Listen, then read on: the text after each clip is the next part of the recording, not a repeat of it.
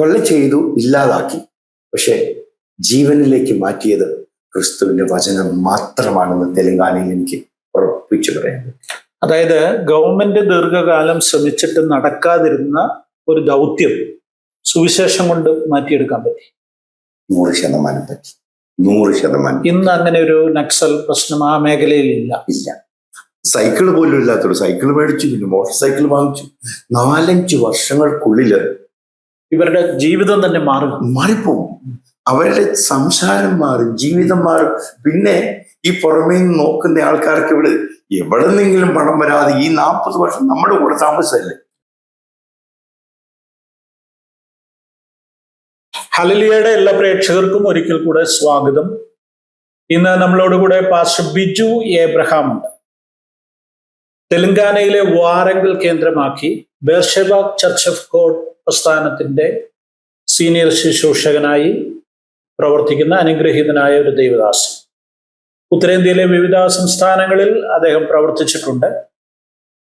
ഇടുക്കിയിൽ തങ്കമണിയാണ് അദ്ദേഹത്തിന്റെ സ്വദേശം. ഒരു ഹൈന്ദവ പശ്ചാത്തലത്തിൽ ജനിച്ചു വളർത്തപ്പെട്ട് 17-ാമത്തെ വയസ്സിൽ യേശുക്രിസ്തുവിനെ രക്ഷിതാവായി സ്വീകരിച്ച് കർത്താവിന്റെ മഹത്വമുള്ള ശുശ്രൂഷയ്ക്ക് വേണ്ടി തന്നെ സമർപ്പിച്ച് ദീർഘവർഷങ്ങളായി ഫലകരമായ ക്രിസ്തീയ ജീവിതം നയിക്കുകയും കർത്താവിന്റെ മഹത്വമുള്ള ശുശ്രൂഷയിൽ ദൈവം തനിക്ക് നൽകിയ കാഴ്ചപ്പാടുകൾക്കനുസരിച്ച്, കൃപയ്ക്കനുസരിച്ച് പ്രവർത്തിച്ചുകൊണ്ടിരിക്കുന്നു. അദ്ദേഹത്തിന്റെ ജീവിതം ആവേശകരമായ ഒത്തിരി അനുഭവങ്ങൾ നിറഞ്ഞതാണ്. തീവ്രമായ ജീവിതാനുഭവങ്ങൾക്കിടയിൽ ദൈവം അദ്ദേഹത്തെ നടത്തിയ വിധങ്ങൾ, അദ്ദേഹത്തിന് നൽകിയ ദർശനം, അദ്ദേഹത്തിന്റെ പ്രവർത്തനങ്ങൾ നമുക്ക് അദ്ദേഹത്തോട് തന്നെ ചോദിക്കാം. സ്വാഗതം ചെയ്യാം പാസ്റ്റർ ബിജു എബ്രഹാമിനെ. തങ്കമണിയാണ് സ്വദേശം. ഓക്കെ. ഈ തങ്കമണിയിൽ ഒരു വലിയ പോലീസ് നടപടി ഉണ്ടാകുന്ന കാലത്ത് അവിടെ ഉണ്ടായിരുന്നു? ഞാനില്ല. അതിനു മുമ്പേ ഈ നാട്ടിൽ നിന്ന് വടക്കേന്ത്യയിലേക്ക് പോയായിരുന്നു. ഓക്കെ. ഞാനൊരു ഇതായിട്ട് ചോദിച്ചെന്നുള്ളതേ ഉള്ളൂ. ഓക്കെ. തങ്കമണി എന്ന് കേൾക്കുമ്പോൾ പെട്ടെന്ന് നമ്മുടെ മനസ്സിലേക്ക് വരുന്നത് ആ പോലീസ് ഇടപെടലും വലിയ ദേശത്തെ മുഴുവൻ കണ്ണീരിലാഴ്ത്തിയ സംഭവമുണ്ട്, കേട്ടിട്ടുണ്ട്. അവന്റെ എഫക്റ്റ് നമ്മുടെ കുടുംബങ്ങളെ കണ്ടിട്ടുണ്ട്. ഓക്കെ. എങ്ങനെയാ വിശ്വാസത്തിലേക്ക് വന്നത്? പശ്ചാത്തലം എന്തുവായിരുന്നു? ഞാൻ എൻ്റെ ചെറുപ്പത്തില് എൻ്റെ ആഗ്രഹം എന്ന് പറയുന്ന ഒരു പൂജാരി ആകണം എന്നൊരു ആഗ്രഹമാണ് എൻ്റെ. അപ്പൊ അതിനു വേണ്ടിയിട്ടുള്ള ചിന്തകളൊക്കെ ആയിരുന്നു ചെറുപ്പം മുതൽ ഉണ്ടായിരുന്നു. എന്നാൽ ഒരു 14 വയസ്സൊക്കെ ആയി കഴിഞ്ഞപ്പോഴത്തേക്കും ആ ചിന്തകൾ മാറി. എന്ന് പറഞ്ഞാൽ ഞാൻ പാറത്തോട് സ്കൂളിലാണ് പഠിച്ചത്, ഹൈറേഞ്ചിലുള്ള പാറത്തോട് സ്കൂൾ. അപ്പോ ഒരു ആ ഭാഗങ്ങളിലൊക്കെ SFI, DYFI ഇതിൻ്റെ ഒരു ശക്തമായ മുന്നേറ്റമുള്ള കാലമാണ്. അപ്പൊ എന്നോട് കൂടെയുള്ള കുട്ടികളെല്ലാം ഈ SFIയുടെ ചർച്ചാ ക്ലാസ്സുകളിൽ പോകും. അപ്പം അവരുമായി സംസാരിക്കുകയും അവരുടെ ആശയങ്ങൾ പങ്കുവയ്ക്കുകയൊക്കെ ചെയ്തു കഴിഞ്ഞപ്പം എനിക്ക് തോന്നി ഈ വിശ്വാസം എന്നൊക്കെ പറയുന്നത്, ഈ പൂജാരി ആവുന്നു എന്നൊക്കെ പറയുന്നത് വെറുതെയാണ്. ദൈവമില്ല എന്നുള്ളൊരു ചിന്തയിലേക്ക് വന്നു. അപ്പൊ അങ്ങനെ ദൈവമില്ലെങ്കിൽ പിന്നെ എങ്ങനെയാകാലോ, എങ്ങനെ നടക്കാം? അങ്ങനെ പതിയെ കൂട്ടുകാരോടൊപ്പം കള്ളു കുടിക്കാനും വീടി വലിക്കാനും ഒക്കെ തുടങ്ങി. ഈ ചെറിയ പ്രായത്തിൽ തന്നെ ഒരു 14 വയസ്സ് കഴിഞ്ഞപ്പോൾ തന്നെ. പിന്നെ വീട്ടില് ബുദ്ധിമുട്ടുകളാവാൻ തുടങ്ങി. രാത്രി കള്ളു കുടിച്ചിട്ട് വീട്ടിൽ വരുമ്പോ പ്രശ്നങ്ങളായി. കള്ള് കിട്ടിയില്ലെങ്കിൽ രാത്രി പോയി പനയെ കയറി കള്ളെടുത്ത് കുടിക്കും. അപ്പൊ കൂട്ടുകാരുടെ ഒരു ഗ്യാങ്ങായി. അപ്പൊ ദൈവമില്ല. അപ്പൊ ദൈവം ഉണ്ടെന്ന് പറയുന്നവരോട് തർക്കിക്കുക, ബാധിക്കുക, അങ്ങനെ ഒരു സ്വഭാവമായിരുന്നു. അപ്പം എല്ലാ ആഴ്ചയിലും ഞങ്ങള് കൂട്ടുകാരുമൊത്ത് ഈ സിനിമ മാറുന്ന വെള്ളിയാഴ്ച തന്നെ സിനിമ കാണാൻ പോകും. ഞാൻ ഈ സുവിശേഷം കേൾക്കാനുണ്ടായ സാഹചര്യം അങ്ങനെ പറയാം. ഈ വിശ്വാസികൾ ഇങ്ങനെ വഴിക്ക് നിന്ന് പ്രസംഗിക്കുകയൊക്കെ ചെയ്യുമ്പോൾ കൂവി അവരെ കളിയാക്കുക എന്നൊക്കെയുള്ള ഒരു രീതിയിലുണ്ട്.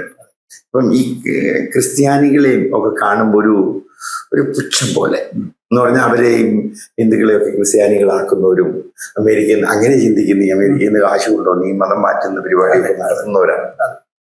അപ്പം വെള്ളിയാഴ്ച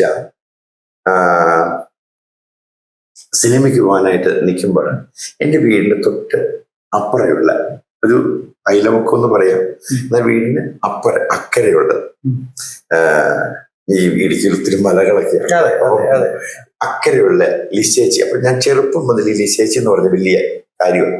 എനിക്ക് അവരുടെ വീട്ടിൽ വിളിക്കുകയും നല്ല ആഹാരമൊക്കെ ഉണ്ടാക്കി തരികയും ഒക്കെ ചെയ്യുന്ന ലിസേച്ചി എന്ന് വിളിച്ചാൽ എൻ്റെ ഒരു ചേച്ചി അതേപോലെ ഒരു സ്നേഹമാണ്. പക്ഷേ ഇവര് ഈ ഉപദേശം പറയാനും വിശ്വാസ പ്രാർത്ഥനയൊക്കെ നടത്താൻ തുടങ്ങിയപ്പോഴത്തേക്കും ഇവർ അകന്നു. അപ്പൊ അങ്ങനെ ഇരിക്കുമ്പോൾ ഈ ചേച്ചിനെ ഈ വഴി വെച്ച് കാണുന്നു. അപ്പം എൻ്റെ സ്നേഹിതനെ അവിടെ പണിക്ക് വിളിക്കാൻ പറഞ്ഞതായി ചേച്ചി. അവർക്ക് ഏലത്തോട്ടമൊക്കെ ഉണ്ട്. ഏലത്തോട്ടത്തിൽ പണിക്ക് വിളിക്കാൻ ഞാൻ ഒരു അവസരം നോക്കി നിൽക്കുമായിരുന്നു ഇവരെയൊക്കെ ഒന്ന് കളിയാക്കാനായിട്ട്, ഇല്ലെങ്കിൽ അവരോട് തർക്കിക്കാനായിട്ട്. ദൈവം ഇല്ലെന്നൊന്ന് സ്ഥാപിച്ചെടുക്കണം അവരുടെ മുമ്പിൽ. അതെല്ലാം ഈ ക്ലാസ്സിൽ നിന്ന് ലഭിക്കുന്ന ഒരു ആവേശം അല്ലെ? ക്ലാസ്സിൽ നിന്ന് കിട്ടും. പിന്നെ ചർച്ച ക്ലാസ് ശക്തമായിട്ട് തന്നെ സ്വാധീനിച്ചു എന്ന് പറയാം. അതിനോടൊപ്പം അന്നത്തെ കാലത്ത് മനഃശാസ്ത്രത്തിന്റെ പുസ്തകം, ഹിപ്നോട്ടിസത്തിന്റെ പുസ്തകം, ഈ ഇടമറുകിന്റെ ക്രിസ്തുവും കൃഷ്ണനും ജീവിച്ചിരുന്നില്ല, ആ പുസ്തകമൊക്കെ എന്നെ ശരിക്കും എഫക്ട് ചെയ്തിട്ടുണ്ട്. പിന്നെ ഡിറ്റക്റ്റീവ് നോവലുകൾ വായിക്കുമായിരുന്നു ഞാൻ. അവിടെ മുക്കടത്തൊരു ലൈബ്രറി ഉണ്ട്, അവിടെ പോയി പുസ്തകങ്ങൾ എടുത്തിങ്ങനെ വായിക്കും. അപ്പൊ അതിൽ നിന്നൊക്കെ ഞാൻ വായിക്കുന്ന പുസ്തകങ്ങളെല്ലാം ഈ ഡിറ്റക്റ്റീവ് നോവലുകളാണ്. അപ്പൊ അതിലൊക്കെ എന്നെ ശരിക്ക് സ്വാധീനിച്ചു. അപ്പൊ ഈ ലിസേച്ചിയോട് ഇങ്ങനെ തർക്കിക്കുന്നതിന്റെ സമയത്ത് ഞാൻ ഇങ്ങനെ പറഞ്ഞു, ലിസേച്ചി ഇത് നിർത്ത്, നിങ്ങൾ ഈ ഹിന്ദുക്കളെ ക്രിസ്ത്യാനിയാക്കിക്കൊണ്ട് ഈ കാശ് മേടിക്കുന്ന പരിപാടി അങ്ങ് നിർത്ത്. എൻ്റെ ഉള്ളിൽ മുഴുവൻ ഇവർ ഈ അമേരിക്കന്ന് കാശ് മേടിച്ച് മതം മാറ്റാനായിട്ട് അവരൊരു ഏജന്റായിട്ട് വർക്ക് ചെയ്യുന്ന ഒരു ഗ്രൂപ്പാണെന്ന എൻ്റെ ഉള്ളിൽ അന്ന് കയറിയിരിക്കുന്നത്. ഞാൻ പറഞ്ഞു, ഇല്ലാത്ത ദൈവത്തെ കുറിച്ച് പറഞ്ഞുകൊണ്ട് നടക്കരുത്. നിങ്ങളെയൊക്കെ സറ്റിയെങ്കിലേ ഈ നാട് നന്നാവത്തുള്ളൂ. ഞാനൊരു ലിസേച്ചിയോട് ഇങ്ങനെ പറഞ്ഞിട്ടില്ല. അവര് ഒരു വേദനയോടെ ചിരിച്ചോണ്ടിങ്ങനെ നിൽക്കുക. ഞാൻ നിർത്തുന്നില്ല. ലിസേച്ചി എന്നോട് പറഞ്ഞു, എടാ ഇങ്ങനെ പറയുന്നവരെയാ ദൈവം ആദ്യം പിടിക്കുന്നേ. എനിക്കതിങ്ങനെ കേട്ടപ്പോഴത്തേക്കും ഞാൻ പറഞ്ഞു, നിങ്ങളുടെ ദൈവത്തെ അത്രയും വലിയ കൈകൊണ്ട് എന്നെ ഒന്ന് പിടിച്ച് കാണിച്ചേ. ലിസേച്ചി ഇങ്ങനെ ഒരു മുകളിൽ ഒരു കവുങ്ങിന്റെ ചോട്ടി നിൽക്കുക, ഞാൻ താഴെ നിൽക്കുക. ലിസേച്ചി എന്നെ നോക്കിയിട്ട് പറഞ്ഞു, എന്നെ പിടിക്കും, നീ നോക്കിക്കോ, അന്നേരം കാണാം എന്ന് പറഞ്ഞ് ഞങ്ങള് സിനിമയ്ക്കും പോയി. അതൊരു വെള്ളിയാഴ്ച. അതിന്റെ പിറ്റേ ദിവസം ശനിയാഴ്ച ലിസേച്ചിയുടെ ഭർത്താവ് ജോർജ് വാഴക്കുളത്തുനിന്ന് വിവാഹം കഴിച്ചിരിക്കുന്ന ഞങ്ങളെ അയലക്കത്തുനിന്ന് ഈ ലിസേച്ചി. ഈ ജോർജ് കശുവണ്ടി പറിക്കാനായിട്ട് ഞങ്ങളുടെ വീടിന്റെ ഓപ്പോസിറ്റിലുള്ള ഒരു കശുമാവുണ്ട്, അവരുടെ സ്ഥലമാണ്, റോഡിന്റെ താഴെ. ഞാൻ ഈ റോട്ടിൽ നിന്നുകൊണ്ട് ഈ ജോർജേട്ടൻ കശുമാവ് ഇരിക്കുന്ന കണ്ടുകൊണ്ട് ഞാൻ പറഞ്ഞു, ജോർജേട്ടാ, നിങ്ങൾ ഇങ്ങനെ മനുഷ്യരെയും ചതിച്ചുകൊണ്ടിങ്ങനെ നടന്ന് ജീവിതം നശിപ്പിക്കരുത്. ഇല്ലാത്ത ദൈവത്തെ കുറിച്ച് പറഞ്ഞ് ഈ മനുഷ്യരെ ചതിക്കുന്നത് വലിയ പാപം എന്ന് പറയുന്നു. എവിടെയാ ദൈവം? അദ്ദേഹം ശാന്തമായിട്ട് സംസാരിച്ച് ഞാൻ ഈ കശുമാവിൽ കയറി സംസാരിക്കുക. അപ്പം ലോകത്തിലുള്ള പല തത്വശാസ്ത്രങ്ങളും മനഃശാസ്ത്രവും നീതിശാസ്ത്രവും എല്ലാം സംസാരിച്ച് വരിക. ശാന്തമായിട്ട് ജോർജേട്ടനോട് ഉത്തരം പറഞ്ഞു. അവസാനം ജോർജേട്ടനും ജയിച്ചില്ല, ഞാനും ജയിച്ചില്ല ഈ തർക്കത്തിന്. ഞാനിങ്ങനെ ഇറങ്ങുന്ന സമയത്ത് ജോർജേട്ടൻ്റെ മുഖത്തേക്ക് നോക്കിയിട്ട് പറഞ്ഞു, ജോർജേട്ടാ, ഇല്ലാത്ത ദൈവത്തെ കുറിച്ച് പറഞ്ഞു നടത്തുന്ന ഇനിയെങ്കിലും നിർത്താൻ പറ്റത്തില്ലേ? ജോർജേട്ടൻ ചിരിച്ചോണ്ട് എന്നോട് പറഞ്ഞു, ഞാൻ അനുഭവിക്കുന്ന ഒരു ദൈവമുണ്ട്. പെട്ടെന്ന് ഞാൻ ജോർജേട്ടനോട് പറഞ്ഞു, ജോർജേട്ടാ, അങ്ങനെ അനുഭവിക്കുന്ന ഒരു ദൈവം ഉണ്ടെങ്കിൽ എന്നെ ഒന്ന് കാണിച്ചതാ, ഞാനും ഒന്ന് വിശ്വസിക്കാം. ജോർജേട്ടൻ ചിരിച്ചോണ്ട് എന്നോട് പറഞ്ഞു, നിന്നെപ്പോലെ ഒരു മനുഷ്യനല്ല ദൈവം ഉണ്ടെങ്കിൽ ദൈവം. ആ ദൈവം മനുഷ്യനെ പോലെ ഗുസ്തി പിടിച്ചിട്ട് ഞാൻ ആ ദൈവം ഒന്ന് കാണിക്കാൻ ദൈവം വരില്ല. പക്ഷേ നീ നിന്നെ തന്നെ ഇന്ന് താഴ്ത്തി, ദൈവമേ നീ അനുഭവിക്കുവാൻ ഒരു അവസരം തരണേ ഒന്ന് പ്രാർത്ഥിച്ചാൽ നിനക്ക് 10 ദിവസത്തിനുള്ളിൽ, ഇങ്ങനെ ഈ കൈ കാണിച്ചിട്ട് പോയി, 10 ദിവസത്തിനുള്ളിൽ പ്രാർത്ഥന കേൾക്കുന്ന ഒരു ദൈവമുണ്ടെന്ന് നിനക്ക് മനസ്സിലാവും. പെട്ടെന്ന് ഞാൻ ചോദിച്ചു, നിങ്ങൾ യേശുവാണ് ദൈവം? ജോർജിട്ട് പറഞ്ഞു, ഈ യേശുവിനോട് പ്രാർത്ഥിക്കണ്ട. എന്നെ സൃഷ്ടിച്ച ദൈവമേ, നീ എനിക്ക് ഉത്തരം തരണമെന്ന് പറഞ്ഞു. ഞാൻ പറഞ്ഞു, ഞാൻ ചെറുപ്പം മുതൽ നിന്റെ എല്ലാം പോയി മുമ്പിൽ പോയി നിൽക്കുക. ജോർജിട്ട് പറഞ്ഞ ആ കാര്യമില്ലേ, അത് ഒരു ഇത്തിരി ചലഞ്ചായിരുന്നു. അദ്ദേഹം പറഞ്ഞു, ബിജു നീ പോയി യേശുവിന്റെ വിഗ്രഹത്തോട് പ്രാർത്ഥിച്ചു. ഓരോ വിഗ്രഹങ്ങളോടും പ്രാർത്ഥിച്ചു. പക്ഷെ ദൈവമേ, നീ പ്രാർത്ഥിച്ചിട്ടുണ്ടോ? നീ പ്രാർത്ഥിച്ചതൊക്കെ വെച്ച വിഗ്രഹങ്ങളല്ലേ? ആ വിഗ്രഹങ്ങളെ വെച്ചിട്ട് ആ ദൈവത്തോട് പറഞ്ഞ് നീ ഉത്തരം തരാം. അത് ദൈവമല്ലല്ലോ. യേശുവിന്റെ ആണെങ്കിലും മറിയയുടെ ആണെങ്കിലും ശിവന്റെ ആണെങ്കിലും വിഷ്ണുവിന്റെ ആണെങ്കിലും അതെല്ലാം വിഗ്രഹങ്ങളാ, ദൈവമല്ലല്ലോ. ജോർജേട്ടൻ പറഞ്ഞു, ബിജു, വെള്ളം ഒരിക്കലും മുകളിലേക്ക് ഒഴുകത്തില്ല, അത് താഴേക്ക് ഒഴുകത്തുള്ളൂ. നിന്നെ തന്നെ താഴ്ത്തിക്കും. എന്നിട്ടൊന്ന് ആത്മാർത്ഥം ഹൃദയത്തിൽ നിന്ന് പ്രാർത്ഥിച്ച്, ദൈവമേ, നിന്നെ അനുഭവിക്കാനുള്ള അവസരം. ഞങ്ങളവിടെ തർക്കം നിർത്തി. ഞാനവിടെ നിന്നു.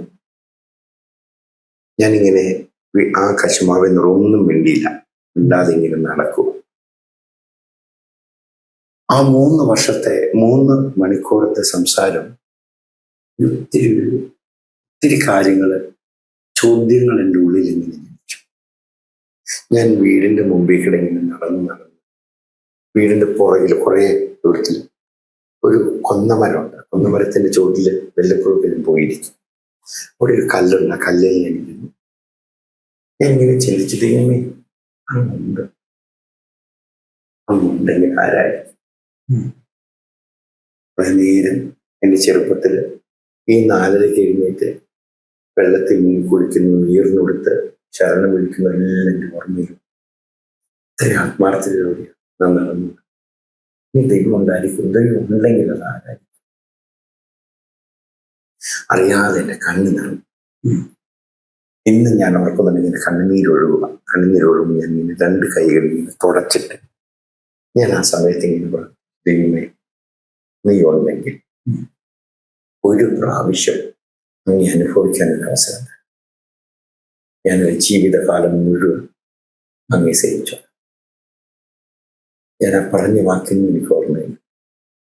പ്രാർത്ഥനയായിരുന്നോ ഇല്ല ഹൃദയത്തിന്റെ വേദനയായിരുന്നോ എനിക്കറിയത്തില്ല. പക്ഷെ 2-3 ദിവസം ആ പ്രാർത്ഥന എൻ്റെ ഉള്ളിൽ പോയില്ല. എവിടെ നടന്നാലും എവിടെ ഇരുന്നാലും കുളിക്കുന്ന സമയത്തും ഞാൻ കിടക്കുന്നതിന് മുമ്പും ഇങ്ങനെ ചോദിക്കും, ദൈവമേ, നീ ഉണ്ടെങ്കിൽ ഒന്ന് അനുഭവിക്കാനൊരു അവസരം എന്താ? ഞായറാഴ്ച ഒന്നും സംഭവിച്ചില്ല. തിങ്കളാഴ്ച ഒന്നും സംഭവിച്ചില്ല. ചൊവ്വാഴ്ച ഒരു വിവാഹത്തിന് പോയി. ഈ വിവാഹത്തിന് പോയിട്ട് രാത്രിയിൽ അവരിത് സഹായിക്കാൻ പോകുന്ന, പണ്ടത്തെ കാലത്തൊക്കെ സഹായിക്കാൻ പോകും. അപ്പൊ സഹായിക്കാനായിട്ട് പോയി. ഒരു രാത്രി 2 മണിയായി. അപ്പം നേരം വെളുക്കുമ്പോൾ കല്യാണം. ചെറുക്കനും പെണ്ണും ഇരിക്കാനുള്ള സ്ഥലത്തിന് മുകളിൽ ഒരു അലങ്കരിക്കുകയൊക്കെ ചെയ്യും, ബാക്കിയുള്ളവരൊക്കെ വിടും. അപ്പം ഞാനൊരു 2 ടേബിൾ ഇട്ടിട്ട് അതിന്റെ മുകളിൽ കയറി നിന്നിട്ട് എൻ്റെ കയ്യിലുള്ള മുട്ടുസൂചി മുഴുവൻ ഞാൻ വായിലിട്ടു. ഇങ്ങനെ കടിച്ചു പിടിച്ച് വാതറച്ച് മുട്ടുസൂചി. ഞാൻ ഈ റൗണ്ടിന് അലങ്കരിച്ചുകൊണ്ട് ഇങ്ങനെ റബ്ബൻ ഇങ്ങനെ മടക്കി ഇങ്ങനെ കുത്തിക്കൊണ്ടിരിക്കും.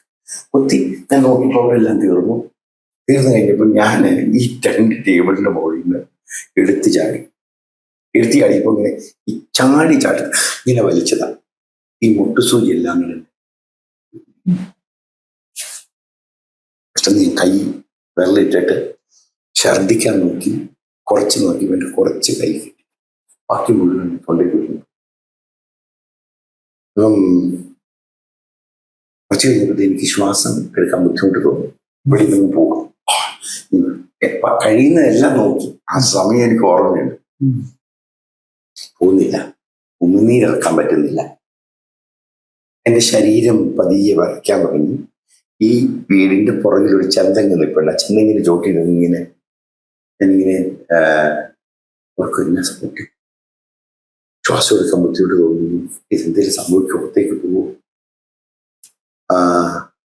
ശ്വാസം എടുക്കാൻ പറ്റുന്നില്ല, ബുദ്ധിമുട്ട് തോന്നിയപ്പം ഈ ജോർജിയേട്ടൻ പ്രാർത്ഥന കേൾക്കുന്ന ഒരു ദൈവമുണ്ടെന്നൊക്കെ പറഞ്ഞു. ഈ 3 നാഴികത്തെ സംഭവങ്ങൾ ഓരോന്ന്, അദ്ദേഹത്തിന്റെ അനുഭവങ്ങള്, പ്രാർത്ഥന കേട്ടത്, അത്ഭുതങ്ങൾ എങ്ങനെയാണ് നടന്നത് എൻ്റെ ജീവിതത്തിൽ, എങ്ങനെ അദ്ദേഹം ഒരു കമ്മ്യൂണിസ്റ്റുകാരാണ്, എങ്ങനെയാ അദ്ദേഹം വിശ്വാസത്തിൽ വന്നത്, അവരുടെ കുടുംബത്തിന്റെ ചരിത്രങ്ങളും അനുഭവങ്ങളും ഒക്കെ പറഞ്ഞതൊക്കെ ഞാൻ ശാന്തമായിട്ട് കേട്ടിരുന്നു. ഓർമ്മ ഇങ്ങനെ ഇരുന്നിട്ട് എൻ്റെ ബുദ്ധിമുട്ട് കാരണം ഞാനിങ്ങനെ പ്രാർത്ഥിച്ചു. ഈ ജോർജേട്ടൻ പറഞ്ഞു, യേശു സത്യമാണ്, ദൈവം പ്രാർത്ഥന കേൾക്കൂ, യേശു സത്യമാണ്. ഞാൻ പറഞ്ഞ വാക്ക് ഇങ്ങനെയാണ്, യേശു സത്യമാണെങ്കിൽ എനിക്കൊന്നും സംഭവിക്കും, എൻ്റെ ജീവിതത്തിൽ ഇപ്പോഴും അത്ഭുതം നടക്കും. ജോർജേട്ടൻ പറഞ്ഞ 10 ദിവസമല്ലേ, ഈ 10 ദിവസത്തിനുള്ളിൽ എന്തെങ്കിലും ഒന്ന് സംഭവിക്കും. ഞാൻ ഇതുവരെയാണ് ആ പ്രാർത്ഥന എന്നെ തന്നെ താഴ്ത്തി, ദൈവം എന്നെ ഒന്ന് അറിയാൻ ഒരവസരം നൽകുന്നില്ല പ്രാർത്ഥിച്ചു. ഇവർ പറഞ്ഞു, ദൈവം സത്യമാണ്, യേശു സത്യമാണ്, എനിക്കൊന്നും സംഭവിക്കും.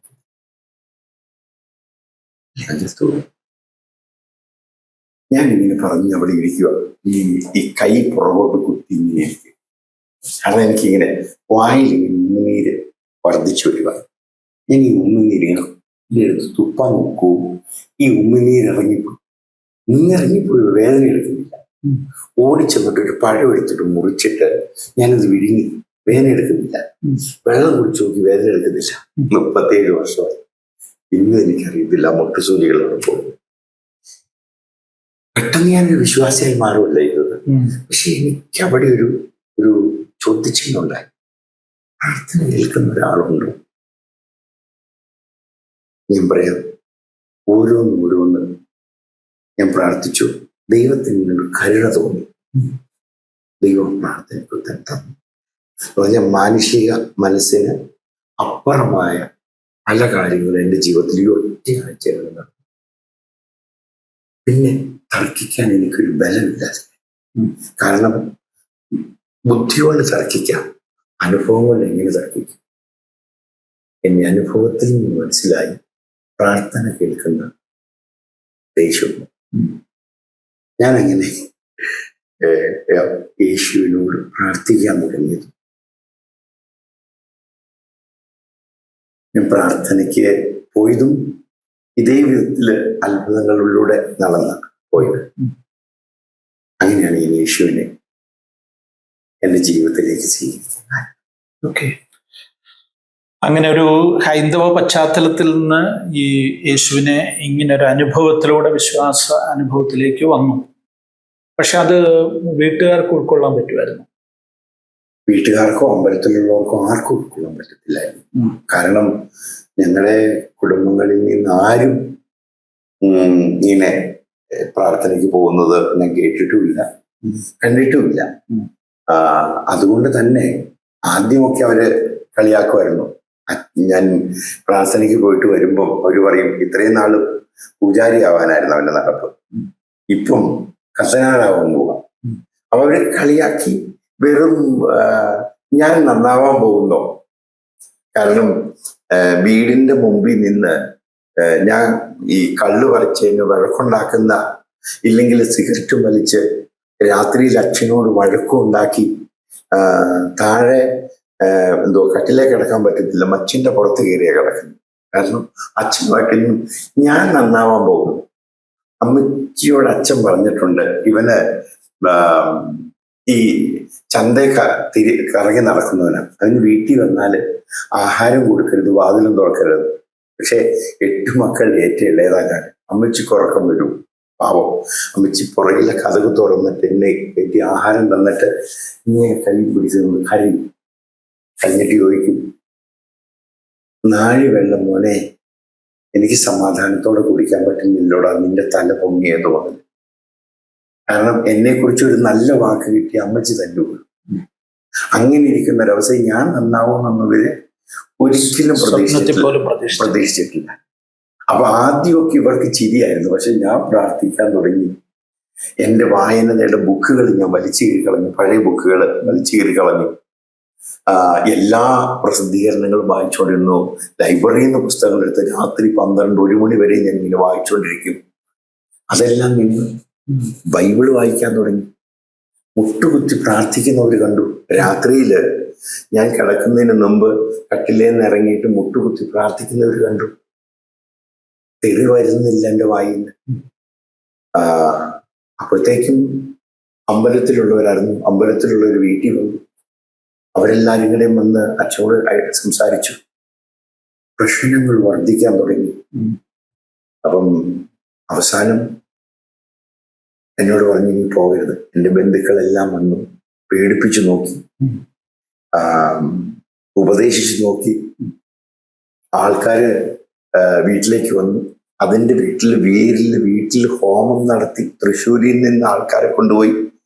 അയലക്കങ്കാരച്ഛനെ സമാധാനിപ്പിച്ചു. ഇത് ഡ്രമ്മിന്റെ ലഹരിയാ ചേട്ടാ, പേടിക്കണ്ട, ആ ലഹരി തീരുമ്പോൾ നിങ്ങൾ തിരിച്ചു വന്നോളൂ. പക്ഷെ ഞാൻ തിരിച്ചു വരുന്നില്ല. അപ്പോഴത്തേക്കും ഇവർക്ക് മനസ്സിലായി ഇനി ഇവൻ തിരിച്ചു വരത്തില്ലേന്ന്. അപ്പൊ അവസാനത്തെ കൈ അച്ഛൻ നോക്കി,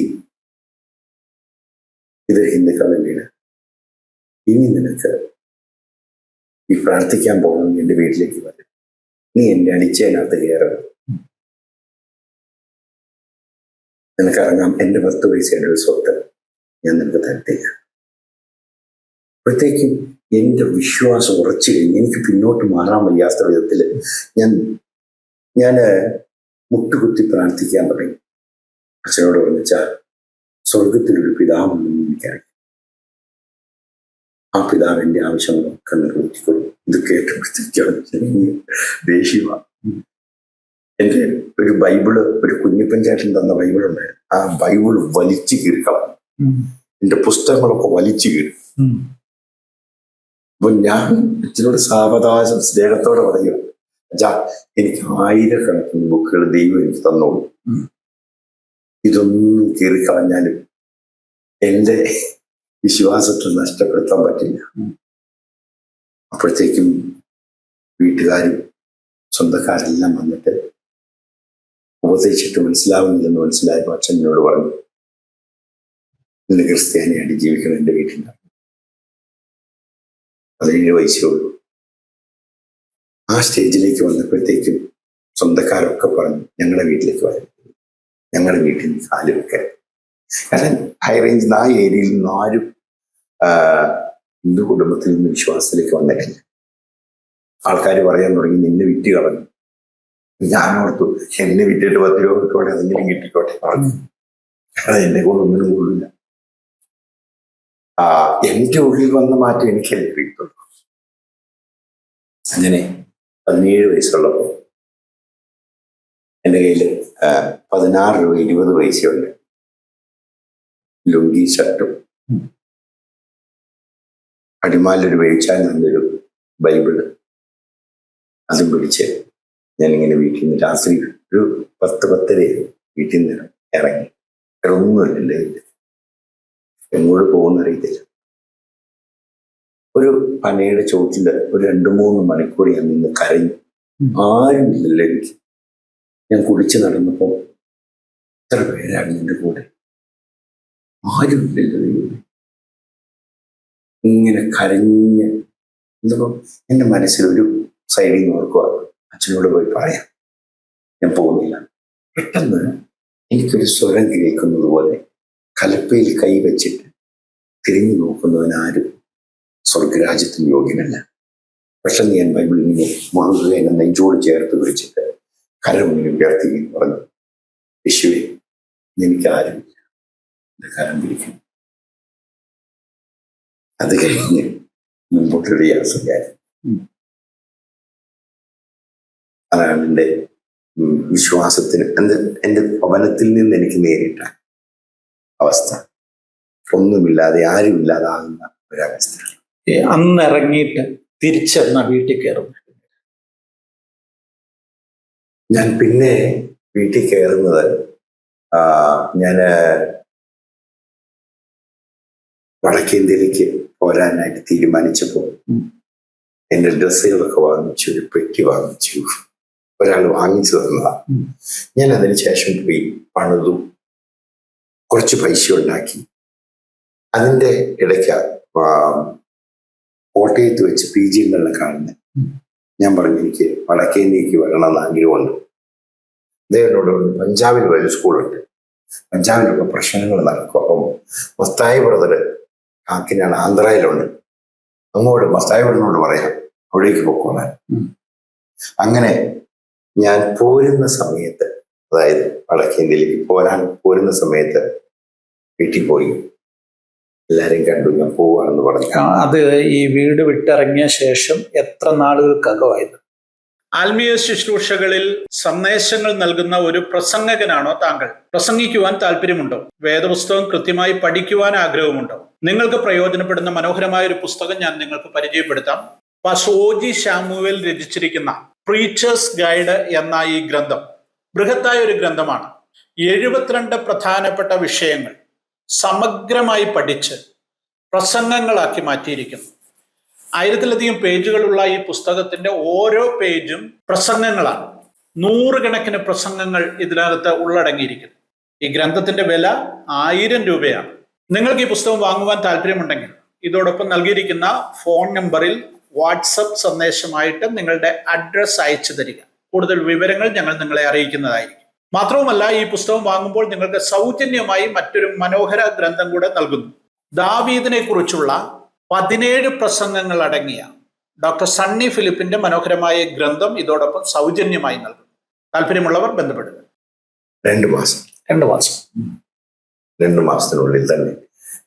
അതുവരെയും ഞാൻ ഈ സാക്ഷ്യം പറയാനും, ഹൈറേഞ്ച് ഗോസ്പൽ ഫെലോഷിപ്പ് എന്ന് പറഞ്ഞൊരു ഫെലോഷിപ്പ് ഉണ്ടായിരുന്നു ഹൈറേഞ്ചിൽ. അടിമാലിയിൽ ഒരു വേവിച്ചാരൻ, ഇന്നില്ല, പെരുമ്പാവൂർ ഉള്ളൊരു വേവിച്ചാരൻ, അദ്ദേഹത്തോടൊപ്പം ഒരു ടീം ഉണ്ടായിരുന്നു. എല്ലാ ഗ്രാമങ്ങളിലും അവിടെ അവരുടെയൊക്കെ കൂടെ നടന്ന് സാക്ഷ്യം പറയും. അവരുടെയൊക്കെ വീടുകളിൽ താമസിക്കും. ഇല്ല, ഞാനൊരു വീട് വാടകയ്ക്ക് എടുത്തു. വാടകയ്ക്ക് ചിന്നാറില് ഒരു വീട് വാടകയ്ക്ക് എടുത്തു. ആ വീട്ടിൽ താമസിച്ചു. ഈ 17-ാമത്തെ വയസ്സിൽ വീട് വാടകയ്ക്ക് എടുത്ത് അവിടെ താമസിച്ചു ഒറ്റയ്ക്ക്. ചിലപ്പോൾ ഈ ജോർജിയൻ ലിസേച്ചിയും വന്ന് എൻ്റെ കൂടെ താമസിക്കുമായിരുന്നു, ഞങ്ങളുടെ കൂടെ താമസിക്കും. വാഴക്കുളത്ത് നിന്നൊരു ജോസ് എന്ന് പറഞ്ഞൊരു സഹോദരൻ ഉണ്ടായിരുന്നു, അദ്ദേഹം വന്ന് താമസിക്കും. മിക്കവാറും ഞാൻ ഒറ്റയ്ക്കായിരുന്നു. അപ്പം ഒരു ഭൂതബംഗ്ലാവെന്ന് പറഞ്ഞ ആൾക്കാർ പീഡിപ്പിക്കും. പക്ഷെ ആ സമയത്ത് തന്നെ ഭയം വിട്ടുപോയി. ഒറ്റയ്ക്ക് താമസിക്കാനും നിലനിൽക്കാനും യേശു എൻ്റെ കൂടെ ഉണ്ടെന്നുള്ളൊരു ധൈര്യം, പ്രാർത്ഥനയ്ക്ക് ഉത്തരം തരുന്നൊരു ദൈവം ഉണ്ടല്ലോ എന്നുള്ളൊരു ധൈര്യം എനിക്ക് തന്നു. ഞാൻ ഈ വാടകയ്ക്ക് വീടെടുത്ത് താമസിച്ചു. പക്ഷേ അച്ഛൻ വന്നിട്ട് അവിടുത്തെ ആ ചേട്ടനോട് പറഞ്ഞു, അവനെ നിന്റെ വീട്ടിൽ താമസിച്ചാല് നിന്നെയും കൊല്ലും അവനെയും കൊല്ലും. ഈ പച്ചമല്ലിയാണ് എന്നോട് എൻ്റെ അവിടെ താമസിക്കുന്നത്. അപ്പം താമസിക്കാനൊരു വഴിയില്ലാതെ. ഓക്കെ. ആ സമയത്താണ് PG വർഗീസിനെ കാണും. PG ഞങ്ങളെ കാണും. PG വർഗീസിനെ നേരത്തെ പരിചയമൊന്നുമില്ല, ആദ്യമായിട്ട് കാണുക. ആദ്യമായിട്ട് ഞാൻ ഉഡ്ലാൻഡ് ഹോട്ടലിന്റെ അവരുടെ വീട്ടിൽ, കോട്ടയത്ത് ഒരു ഉഡ്ലാൻഡ് ഹോട്ടൽ എന്ന് പറഞ്ഞൊരു ഹോട്ടലുകാരുടെ വീട്ടിൽ മീറ്റിംഗ് നടക്കുക. അവിടെ ചെന്ന് കണ്ടു, എന്നോട് പറഞ്ഞു, സംസാരിച്ചു. അങ്ങനെ പറഞ്ഞു പോരെ. അങ്ങനെയാണ് അങ്ങോട്ട് പോകാനുള്ളൊരു വഴി വരുന്നത്. അങ്ങനെ കാക്കിനാടയ്ക്ക് പോവുകയാണ്. കാക്കിനാട, ആന്ധ്രാപ്രദേശിലെ കാക്കിനാട എന്ന് പറഞ്ഞ സ്ഥലത്ത് അവിടെ ചെന്നിട്ട് പിന്നെ അവിടെ ഒരു ബൈബിൾ ട്രെയിനിങ് സെന്റർ തുടങ്ങിയ 3 മാസത്തെ ബൈബിൾ ട്രെയിനിങ് സെന്റർ. അപ്പം ഭാഷ അറിയത്തില്ല, അവിടുത്തെ കൾച്ചർ, അവിടുത്തെ ആഹാരം, ഇതൊക്കെ വലിയൊരു ചലഞ്ചായിരുന്നു ആദ്യകാലങ്ങളിൽ. കാരണം ഒരു ചെറിയൊരു കൂരയുള്ളവർക്ക് അതിനകത്ത് പ്രാർത്ഥന നടത്തുന്നത്, അതിനകത്താണ് താമസിക്കാൻ സൗകര്യം. അതിനുള്ളിൽ കിടക്കുന്ന ഭയങ്കര ചൂട്. അപ്പം പ്ലാസ്റ്റിക്കിന്റെ ചാക്കുണ്ട്, മണലില് ഈ കടൽ മണ്ണ് ഇട്ടിരിക്കുന്ന, കടൽക്കാറ്റൊക്കെ അടിക്കുന്ന അതിന്റെ അരിക. അപ്പൊ അവിടെ ആ കടൽ അതവിടെ കിടക്കും. അവർ ചോറ് വാരി തരുത്. എനിക്ക് ആരെങ്കിലും കൈകൊണ്ട് തൊട്ട ചോറുണ്ടാൽ എനിക്കൊന്നും ഭയങ്കര ബുദ്ധിമുട്ടാണ്. പക്ഷെ അതല്ലാതെ ഒന്നുമില്ല, വിശന്നിട്ട് ഒരു വഴിയില്ല. അങ്ങനെ വാരിത്തരുന്ന പോലും ഉണ്ണാൻ വഴി ഇല്ല. പിന്നെ 5 മണിയാകുമ്പോൾ അവർ കഞ്ഞി വെക്കുമ്പോൾ കഞ്ഞിവെള്ളം, അത് ഈ ട്രെയിനിങ് സെന്ററാണ്. ട്രെയിനിങ് പഠിപ്പിക്കാനായിട്ട്. എത്ര പേരുണ്ട് അവിടെ? അവിടെ 13 പേരുണ്ടായിരുന്നു. 13 പേര് കിടക്കാൻ സ്ഥലമില്ല ആ ഹാളിൽ. അപ്പം കുറച്ചു പേര് വേറെ വീട്ടിൽ കിടക്കും, കുറച്ചു പേരൊരു പഞ്ചായത്ത് എൻ്റെ ഒരു ഓഫീസുണ്ട്, അതിനൊരു ചെറിയ വരാതെയുണ്ട്, ഞങ്ങൾ അവിടെ പോയി കിടക്കും. അങ്ങനെ അവിടെ നിൽക്കും. കാലത്ത് ഏതെങ്കിലും ഒരു മരത്തിന്റെ ചുവട്ടിൽ ഇങ്ങനെ ബൈബിൾ ക്ലാസ് നടക്കും. അവിടെ ഒരു JS രാജു എന്ന് പറഞ്ഞ ആന്ധ്രാക്കാരനാണ്, അദ്ദേഹം ബൈബിൾ ക്ലാസ് എടുക്കും. ഞങ്ങൾ അവിടെ കിടക്കും. പിന്നെ പകൽ സമയങ്ങള് എല്ലാ ഗ്രാമങ്ങളിലും ട്രാക്ട് കൊടുക്കാൻ പോകും. ഈ വൈകിട്ടാകുമ്പോൾ ഞങ്ങളുടെ ഗ്രൂപ്പ് പോയി ഓരോ ഗ്രാമങ്ങളിൽ നിന്ന് പ്രസംഗിക്കും. അപ്പം ഒരു മോസസ് എന്ന് പറഞ്ഞൊരു ചെറുപ്പക്കാരനുണ്ടായിരുന്നു. ദൈവം അദ്ദേഹത്തിന് ഭാഷയുടെ വരം കൊടുത്തു. ഞങ്ങൾ മലയാളത്തിൽ പറഞ്ഞ ആ മോസസ് തെലുങ്കിലേക്ക് ട്രാൻസ്ലേഷൻ. നിങ്ങള് ശരിക്കും എത്ര പേര് അവിടെ മലയാളികളുണ്ടായിരുന്നു? ഞാൻ മാമൻ മാത്യു എന്ന് പറഞ്ഞൊരു പുനലൂർക്കാരൻ, അദ്ദേഹം ചർച്ചക്കോടിൽ പാസ്റ്റർ കേരളത്തില്. ഞങ്ങൾ 2 മലയാളികൾ, ബാക്കി എല്ലാവരും ആന്ധ്രക്കാരൻ തെലുങ്ക് സംസാരിക്കും. നിങ്ങൾ മലയാളത്തിൽ പറയുന്നത്, അദ്ദേഹം തെലുങ്കിലേക്ക് ട്രാൻസ്ലേഷൻ ചെയ്യും എന്ന് പറഞ്ഞ് പ്രസംഗിക്കും. പ്രസംഗിക്കാനൊക്കെ ദൈവം കൃപ തന്നു. ഞങ്ങള് അന്നൊക്കെ ഓർക്കുന്നു, അങ്ങനെ 2-3 സഭകള് ആ ഭാഗത്ത് സ്ഥാപിതമായി. എന്നെക്കാളും മർത്തോമ കുടുംബത്തിൽ നിരക്ഷിക്കപ്പെട്ടത് ഈ മാമൻ മാത്യു. എന്നെക്കാളും നന്നായിട്ട് പ്രസംഗിക്കാനൊക്കെ പുള്ളിക്കറിയാം. അപ്പൊ അദ്ദേഹവും പ്രസംഗിക്കും, ഞാൻ സാക്ഷ്യം പറയും. അങ്ങനെ ഒരു വേദന ഇവിടെ ഉണ്ടെങ്കിലും നല്ലൊരു അനുഭവമായിരുന്നു. ആ സമയത്ത് ഒരു ദിവസം എനിക്ക് അച്ഛൻ്റെ കത്ത് വന്നു. ആ കത്ത് പേടിച്ചിങ്ങനെ തുറന്നപ്പോൾ അതിനകത്ത് എഴുതിയിരിക്കുക, മോനെ, നിന്റെ ദൈവം സത്യദൈവം, നീ നല്ല വഴിയിൽ നടക്കുന്നത് എനിക്ക് സന്തോഷമുണ്ട്. അച്ഛനും ക്ഷമിക്കണം. അച്ഛനൊരിക്കലും ക്ഷമ പറഞ്ഞ് ഞാൻ കേട്ടില്ല, പക്ഷെ അവിടെയും ദൈവം പ്രവർത്തിച്ചു. ഓക്കെ, അങ്ങനെ ഈ കാക്കനഡയിലെ പ്രവർത്തനം 3 മാസം തുടർന്നു. അതിനുശേഷം എന്ത് ചെയ്തു? അതിനുശേഷം ആദ്യമായിട്ട് 21 ദിവസം ഉപവസിച്ച് പാസ്റ്റർമാർ PM മത്തായി എന്ന് പറയുന്നൊരു പാസ്റ്റർ ഉണ്ടായിരുന്നു. അദ്ദേഹം ഒറീസയിൽ തഹസിൽദാരായിരുന്നു. അദ്ദേഹത്തിന്റെ അനുഭവങ്ങളും വെളിപ്പാടുകളും ശക്തമായി സുവിശേഷം പറയുന്നൊരു വ്യക്തിയായിരുന്നു PM മത്തായി. അദ്ദേഹം ഒറീസയിലെ തഹസിൽ ജോലി വിട്ടിട്ട് ഈ കാക്കനാടയിൽ വന്നു. ഞങ്ങളൊരു 21 ദിവസം ഉപവസിച്ച് പ്രാർത്ഥിച്ചു. അതിനുശേഷം ഞാൻ ഒറീസയിലേക്ക് പോയി. അപ്പം അവിടുത്തെ പ്രവർത്തനങ്ങൾ ഒരു ശാന്തമായി നിന്നുപോലെ നിന്നു. ആ സമയത്ത് ഒറീസയിൽ പോയി. ഒറീസയില് DN സാഹു നേതൃത്വത്തിൽ വലിയ പ്രവർത്തനങ്ങൾ. നവരംഗ്പൂർ, കോരാപൂട്ട് ആ ഭാഗങ്ങൾ, പിന്നെ ബസ്തറില്, ജഗദൽപൂർ, അവിടെ പാസ്റ്റർ ജോൺ മാത്യു എന്ന് പറഞ്ഞാൽ ബസ്തർ എന്ന് പറയുമ്പോൾ ഛത്തീസ്ഗഡ് ആ ഭാഗങ്ങളിലൊക്കെ ഗ്രാമങ്ങളിലൊന്നും പ്രവർത്തനങ്ങളില്ല. എന്ന് പറഞ്ഞാൽ അവർക്ക് അത്രയും അറിവില്ല. എൻ്റെ കയ്യിലൊരു അറിവിനെ കുറിച്ച് പറയുമ്പോൾ എൻ്റെ കയ്യിലൊരു ക്ലോസപ്പിന്റെ പേസ്റ്റ് ഉണ്ട്. അപ്പൊ ഈ പേസ്റ്റ് ഞാൻ കാലത്ത് എഴുന്നേറ്റ് നടന്നിട്ട് വന്നപ്പോൾ എല്ലാവർക്കും ചിരിച്ച് കൊടുക്കുക, ഇത് തിന്നാനാണ് പറഞ്ഞു. ഒരു നോക്കിയപ്പോൾ മധുരമുള്ളു പറഞ്ഞു. ആ ഭാഗത്ത് പേസ്റ്റ് കണ്ടിട്ടില്ല, ഒരു വികസനം എത്തിയിട്ടില്ലാത്തൊരു സ്ഥലമായിരുന്നു. ആ ഭാഗത്ത് ഗ്രാമങ്ങളിലൂടെ പ്രവർത്തിക്കാനായിട്ട് ദൈവം കൃപ ചെയ്തു. പോകുന്നിടത്തൊക്കെ സാക്ഷ്യം പറയാൻ, ജനത്തിന് വേണ്ടി പ്രാർത്ഥിക്കാൻ. ആ സമയത്തൊക്കെ ആളുകൾ പ്രാർത്ഥനയിലൂടെ സൗഖ്യം കണ്ടു. കൂട്ടമായിട്ട് കരഞ്ഞുകൊണ്ട് യേശുവിനെ രക്ഷിത. നമ്മുടെ അറിവ് കൊണ്ടൊന്നുമല്ല, ഏതോ വലിയ ജ്ഞാനം കൊണ്ട് യേശു ദൈവമാണ്, യേശു രക്ഷിക്കും എന്ന് പറയുമ്പോൾ കൂട്ടമായിട്ട് ആളുകൾ അവിശ്വാസത്തിലേക്ക് വരും. അന്ന് പിന്നെ ഞങ്ങളുടെ കയ്യിലൊരു ദയാസാഗർ ഫിലിം ഉണ്ടായിരുന്നു. ആ ഫിലിം കാണിക്കും. അന്നേരമൊക്കെ ഈ ബർഷബായുമായിട്ട് ബന്ധപ്പെട്ട് തന്നെയാണ് ഇന്ത്യൻ ഇവാഞ്ചലിക്കൽ ടീമിനോട് ബന്ധപ്പെട്ട് തന്നെയാണ് പ്രവർത്തിച്ചുകൊണ്ടിരുന്നത് ആ സമയത്തൊക്കെ. അങ്ങനെ പിന്നെ പത്താൻകോട്ട് പോയി പഠിച്ചു. പിന്നീട് പത്താൻകോട്ട് പോയി പഠിച്ചു. അതിനുശേഷം ന്യൂസിലൻഡിൽ പോയി പഠിച്ചു. പല ഭാഗങ്ങളിലും പോയി. ന്യൂസിലൻഡിൽ എത്ര കാലം ഉണ്ടായിരുന്നു? 2 വർഷത്തോളം. 2 വർഷത്തോളം അവിടെ പോയി പഠിച്ചു. അതെങ്ങനെ അങ്ങനെ ഒരു മുഖാന്തരം ഉണ്ടായി?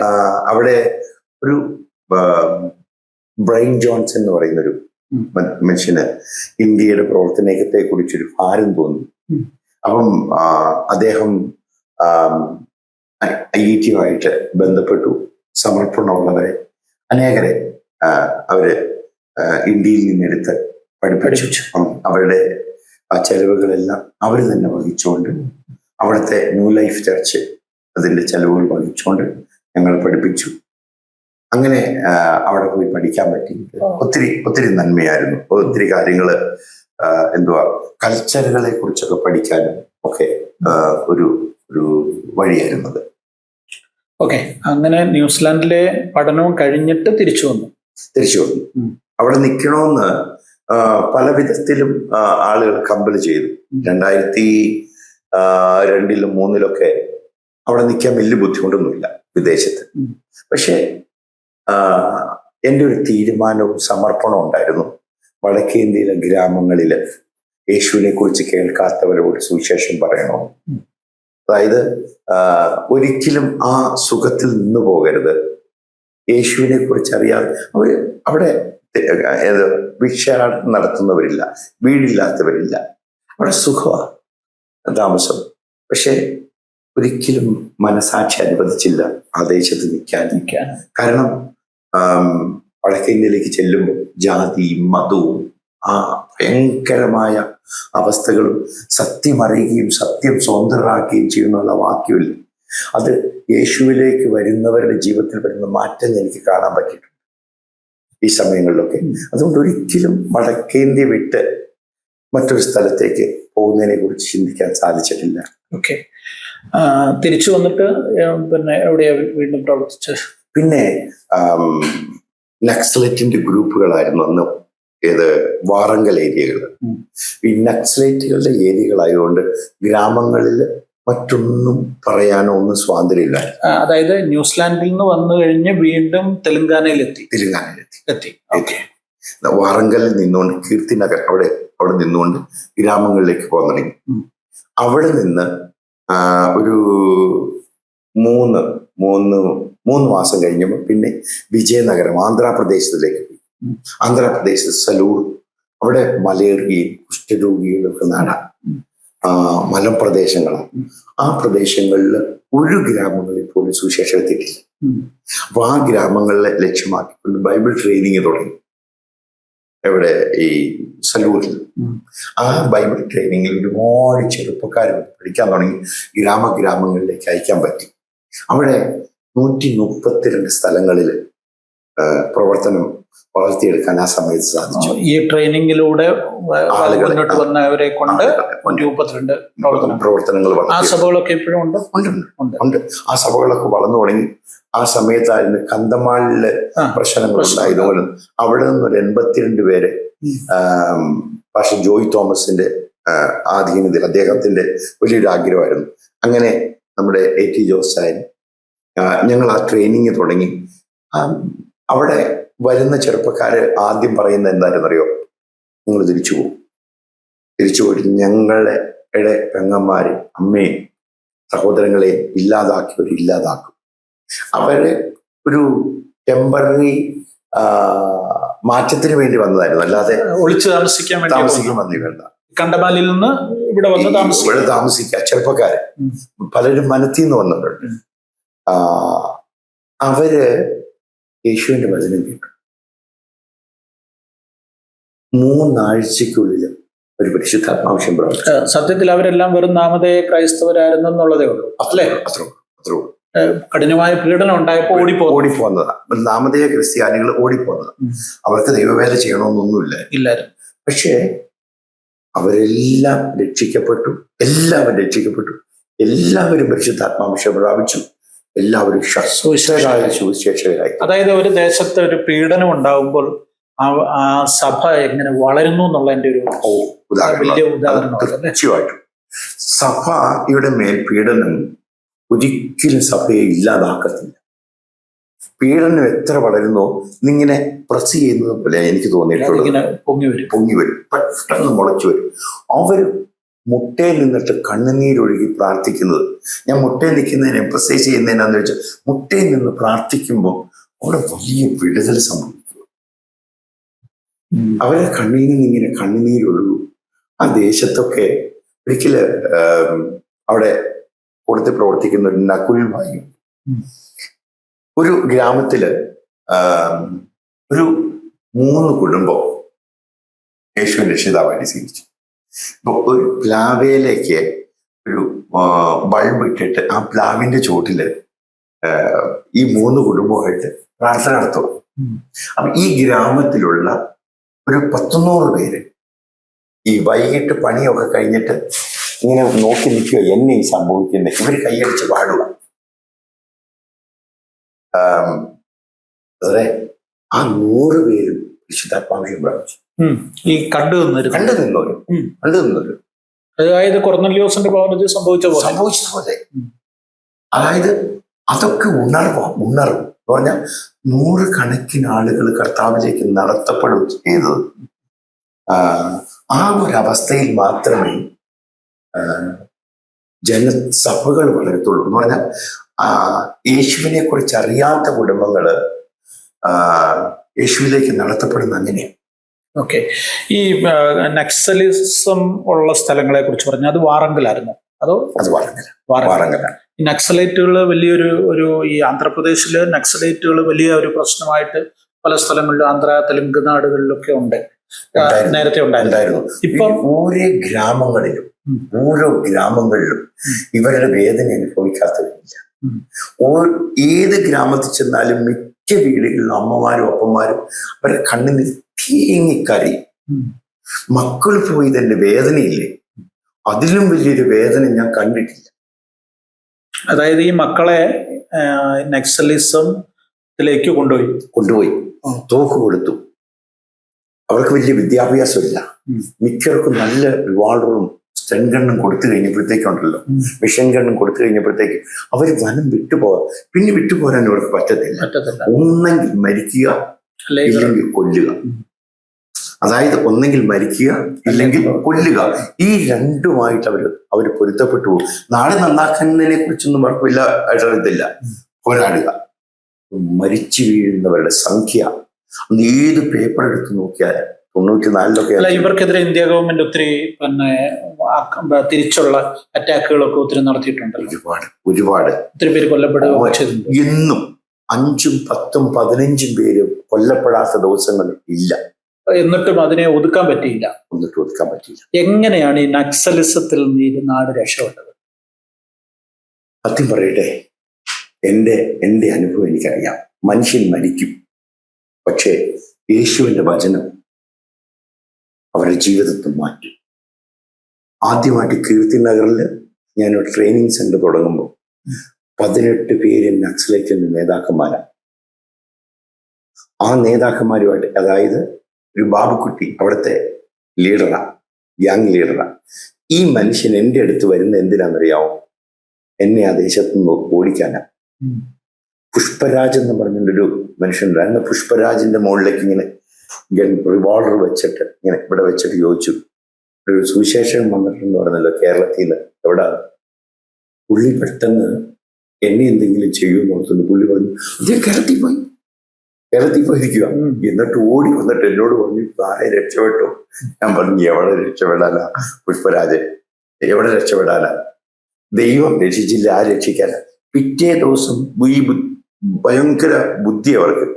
അവനുണ്ടല്ലോ കാലത്ത് 5:30 വന്നു. ഞാൻ ഇരുത്തി വെള്ളം കൊടുത്തു. അന്ന് അവൻ മുട്ടയിൽ ഈ നക്സലൈറ്റുകാരൻ. അവനിന്ന് ഞാനതിന് ബാബണ്ണാന്നായിരുന്നു അവന് വിളിക്കുന്നത്. ഞാൻ ബാബുക്കുട്ടി എന്ന് പേരിട്ടു. ഇന്ന് കീർത്തി നഗറില് ശക്തനായ സുവിശേഷകനാണ്. അവനൊക്കെ കൂടിയാണ് ഈ ബൈബിൾ ക്ലാസ് തുടങ്ങിയത്. രാത്രി 2 മണിക്കും 3 മണിക്കൊക്കെ പോലീസ് വട്ടം ചുറ്റും എൻ്റെ വീടിന്. ഇത്രയും ശക്തരായ എന്ന് പറഞ്ഞപ്പോഴേക്കും ആരാ നക്സലൈറ്റ് മുഴുവൻ അറിവുണ്ട്. പോലീസിനറിയാം. അവര് ഓരോരുത്തരും ഏതെങ്കിലും സമയത്ത് വിളിച്ചോണ്ട് പോയി വെടിവെച്ച് കൊല്ലും. ഇവരുടെ കയ്യിലേക്ക് പഴയ റിവോൾവർ കൊടുക്കും, ഒന്ന് ഓടാൻ പറയും. അവർ ഓടാൻ പറയുമ്പോൾ വീഡിയോ എടുത്തിട്ട് വെടിവെച്ചു കൊല്ലും. അതായത് അതിൽ നിന്ന് രക്ഷപ്പെട്ടവർ പറഞ്ഞ കഥകളാണ്. മനസ്സിലായി. അപ്പം അങ്ങനെ ഉള്ളവര് യോഹാൻ അങ്ങനെ ഇവര് കൊല്ലപ്പെടുമ്പം എൻകൗണ്ടറിൽ കൊല്ലപ്പെട്ടെന്നാ പറയുന്നത്. പക്ഷേ യേശുവിന്റെ വചനം ഇന്നും ആ 150 പേരിൽ നിന്ന് യേശുവിന്റെ രക്ഷിതാവായിട്ട് വന്ന് കർത്താവിന്റെ വേല ചെയ്തവർ മാത്രമേ ഇന്ന് ജീവിച്ചിരിപ്പുള്ളൂ. ബാക്കി എല്ലാവരും പോയി. എല്ലാവരും കൂട്ടങ്ങളിൽ നിന്ന് ഇല്ലാതെയായി. ആയിരക്കണക്കിന് ആളുകൾ ഇല്ലാതെ, ആയിരമല്ല ലക്ഷക്കണക്കിന് ആളുകൾ ഇല്ലാതെയായി. പക്ഷെ യേശുവിനെ സ്വീകരിച്ചവരൊക്കെ ഇന്ന് ജീവിക്കുന്നു. അവരിലൂടെ ഒത്തിരി പേര് നക്സൽസ് വിശ്വാസത്തിലേക്ക് വന്നിട്ടില്ലേ? ആയിരക്കണക്കിന് പേര് വന്നു. അതായത് നമ്മുടെ പ്രവർത്തനം, നമ്മുടെ ട്രെയിനിങ് നക്സലേറ്റ് പ്രവർത്തനങ്ങൾക്ക് അതായത് കൊല ചെയ്തു, ഇല്ലാതാക്കി, പക്ഷെ ജീവനിലേക്ക് മാറ്റിയത് ക്രിസ്തുവിന്റെ വചനം മാത്രമാണെന്ന് തെലങ്കാനയിൽ എനിക്ക് ഉറപ്പിച്ചു പറയാൻ. അതായത് ഗവൺമെന്റ് ദീർഘകാലം ശ്രമിച്ചിട്ട് നടക്കാതിരുന്ന ഒരു ദൗത്യം സുവിശേഷം കൊണ്ട് മാറ്റിയെടുക്കാൻ പറ്റി. 100% പറ്റി. 100%. ഇന്ന് അങ്ങനെ ഒരു നക്സൽ പ്രശ്നം ആ മേഖലയിൽ ഇല്ല. മേഖലയിലില്ല. ശക്തരായ സുശേഷകരുണ്ട് ഇന്ന് അവരുടെ കൂട്ടത്തിൽ നിന്ന് ദൈവ വഴിയിലേക്ക് വന്നവര്. ഞാൻ കണക്കൊന്നും പറയുന്നില്ല, ആയിരക്കണക്കിന് ആളുകളെ സ്നാനപ്പെടുത്തിയവർ ഇതിന്റെ നേതാക്കന്മാരുണ്ട്. എത്ര പേരെ സ്നാനപ്പെടുത്തിയിട്ടുണ്ടോ? ഞാൻ എണ്ണിട്ടില്ല, പക്ഷേ ആയിരങ്ങളിലധികം, ഒരു ആയിരക്കണക്കിന് ആളുകളെ സ്നാനപ്പെടുത്തി. ഈ വിശ്വാസത്തിലേക്കൊക്കെ വന്നു കഴിഞ്ഞിട്ട് ഒത്തിരി പ്രശ്നങ്ങളൊക്കെ നേരിടേണ്ടി വന്നിട്ടില്ലേ? അന്നേരം എപ്പോഴെങ്കിലും വേണ്ടായിരുന്നു, മടങ്ങിപ്പോകണം എന്നൊരു തോന്നൽ വല്ലതും ഉണ്ടായിട്ടുണ്ടോ? ഇല്ല കേട്ടോ, ഒരിക്കലും തോന്നിയിട്ടില്ല. കാരണം എൻ്റെ ആ വ്യക്തമായ അറിവ് മരിച്ചാലും ഞാൻ ഇനി തിരിച്ചു പോകത്തില്ല എന്നുള്ളൊരു ബോധ്യം ഉണ്ടായിരുന്നു. പ്രശ്നങ്ങളും വേദനയും ചതിക്കപ്പെടുകയും ഒക്കെ ഒത്തിരി പ്രാവശ്യം ചെയ്തു. ഒരിക്കൽ മാത്രം ചിലരുടെ പ്രവർത്തനം കണ്ടിട്ട് എനിക്ക് തോന്നിയിട്ടുണ്ട് ഇവരോട് പകരം ചോദിക്കണമെന്ന് ചോദിച്ചിട്ടുണ്ട്. ഏത് ക്രിസ്തീയ പ്രവർത്തനങ്ങളിൽ നിന്നുള്ളവരുടെ വേദന കണ്ടപ്പോ ഞാനൊരു ദിവസം ഇങ്ങനെ ഓർത്ത് വന്നു. പിന്നെ ഞാൻ ഓർത്തില്ല, ഞാൻ അതിനു വേണ്ടിയിട്ടല്ല ഞാൻ വീട് വിട്ടിറങ്ങിയത്. ഞാൻ ആരോടും കണക്ക് ചോദിക്കത്തില്ല. അങ്ങനെ ഒരു വേദന ഉണ്ടായിട്ടുണ്ടെന്നുള്ളതല്ലാതെ ഒരിക്കലും പിന്നോട്ട് തിരിച്ചു പോകണം വിശ്വാസത്തിൽ നിന്ന് തോന്നിയിട്ടുണ്ട്. ഈ തെലുങ്കാനയിലും ആന്ധ്രാപ്രദേശിലും ക്രിസ്തീയ സഭയ്ക്ക് സമീപകാലത്ത് വലിയ വളർച്ചയുണ്ടായെന്ന് വാർത്തകളുണ്ട്. എന്താ അതിന്റെ യാഥാർത്ഥ്യം? ഉപവാസവും പ്രാർത്ഥനയും ആളുകൾ തുടങ്ങി. ഉപവാസവും പ്രാർത്ഥനയും തുടങ്ങിയപ്പം ഗ്രാമങ്ങളിലേക്ക് ക്രിസ്തുവിന്റെ വചനമെത്തി. അവിടെയെല്ലാം വിദ്യാഭ്യാസം ഉണ്ടായി. വിദ്യാഭ്യാസം ഉണ്ടായപ്പം മൂഢവിശ്വാസങ്ങൾക്ക് നിലനിൽപ്പില്ലാതെ ജനം ദൈവത്തിലേക്ക് തിരിഞ്ഞു, പട്ടിണി മാറി. ഞാൻ ഇതിന്റെ ഇടയ്ക്കൊരു വിഷയം പറയട്ടെ. ഈ അമേരിക്കയിൽ നിന്ന് കാശ് കിട്ടുമെന്നൊക്കെ പറയുന്നത്, ഞാൻ അതിനെക്കുറിച്ച് ചിന്തിച്ചു. ഞാൻ ഈ ഗ്രാമങ്ങളിൽ വെറും പാവപ്പെട്ടവരുടെ ഇടയിലേക്ക് ഇറങ്ങി ചെന്നപ്പോൾ 10-40 വർഷമായിട്ട് വീടില്ലാത്തവര്, അന്ന് ഞങ്ങളൊക്കെ അവിടെ ചെല്ലുമ്പം, ഈ പ്രവർത്തനത്തിൽ ചെല്ലുമ്പോൾ മിക്കവരും കൗവീനല്ലാതെ ശരീരത്തിൽ വസ്ത്രം ഇടാനില്ല അവരുടെ കയ്യിൽ. അങ്ങനെയുള്ളവര് യേശുവിന് രക്ഷിതാവായി 1-2 വർഷങ്ങൾക്ക് വീട് വെക്കുന്നു. അവരുടെ മക്കള് പുറമെ നിന്ന് നോക്കുന്നവർക്ക് ചിന്തിക്കാം ഇത് എവിടുന്നോ പണം വരും. കാരണം എന്നാ, ഈ 40 വർഷമായിട്ട് അവരുടെ ഗ്രാമത്തിൽ താമസമല്ലേ ഇത്. അതെ. പക്ഷെ പെട്ടെന്ന് ഇതേ മക്കള് നല്ല വസ്ത്രം ഇട്ടുകൊണ്ട് നടക്കുന്നു. സൈക്കിള് പോലും ഇല്ലാത്തൊരു സൈക്കിൾ മേടിച്ചു, പിന്നെ മോട്ടോർ സൈക്കിൾ വാങ്ങിച്ചു. 4-5 വർഷങ്ങൾക്കുള്ളില് ഇവരുടെ ജീവിതം തന്നെ മാറിപ്പോകും. അവരുടെ സംസാരം മാറും, ജീവിതം മാറും. പിന്നെ ഈ പുറമേ നിന്ന് നോക്കുന്ന ആൾക്കാർക്ക് ഇവിടെ എവിടെന്നെങ്കിലും പണം വരാതെ ഈ 40 വർഷം നമ്മുടെ കൂടെ താമസമല്ലേ, ഇവർക്ക് എങ്ങനെ ഇത്രയും മാറ്റം ഉണ്ടായി? ഞാൻ പറയട്ടെ, 10 രൂപ ഞങ്ങൾക്ക് തരുന്നല്ലാതെ ഞങ്ങളുടെ കയ്യിൽ 10 രൂപ കൊടുക്കാനില്ല. അല്ല, അത് നമുക്കറിയാം.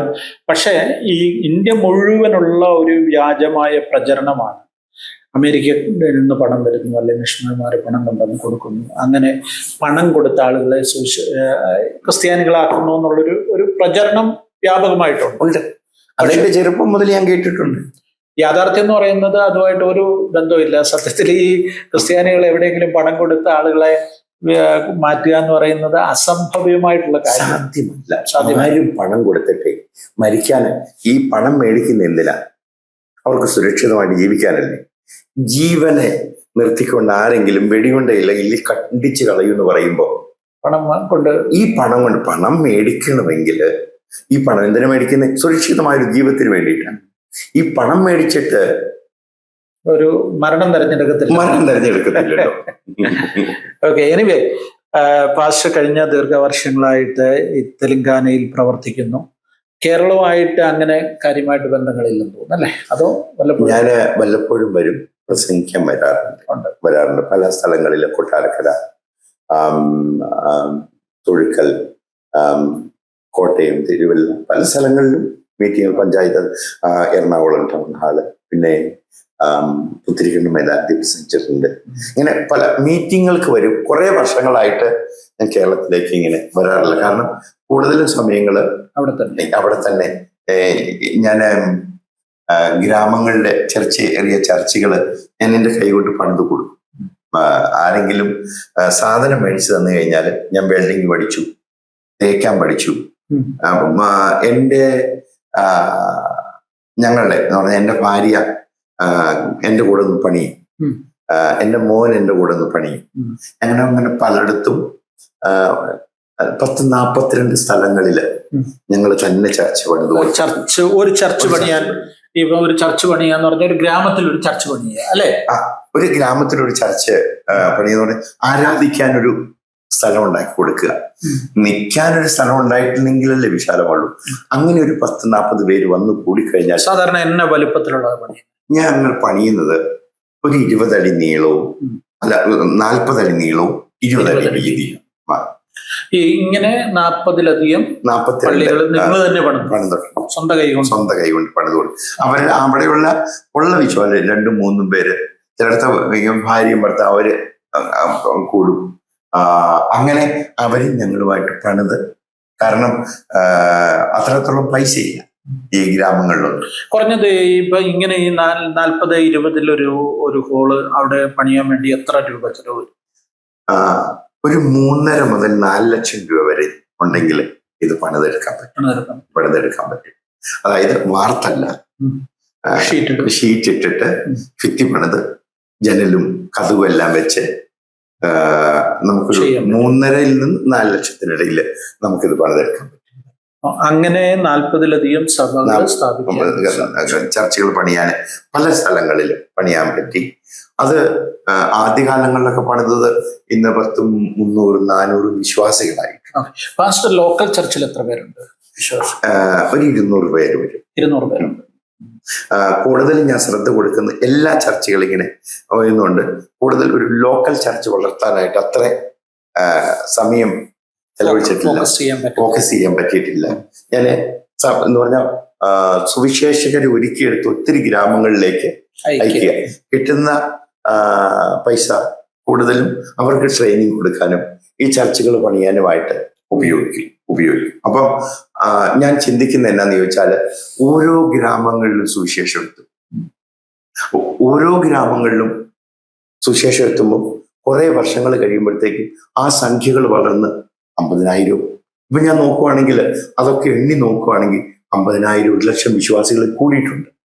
പക്ഷെ ഒരു സ്ഥലത്ത് മാത്രമായിരുന്നു ഞാൻ പ്രവർത്തിക്കുന്നെങ്കിൽ അത് മാത്രമേ വളരത്തുള്ളായിരുന്നു.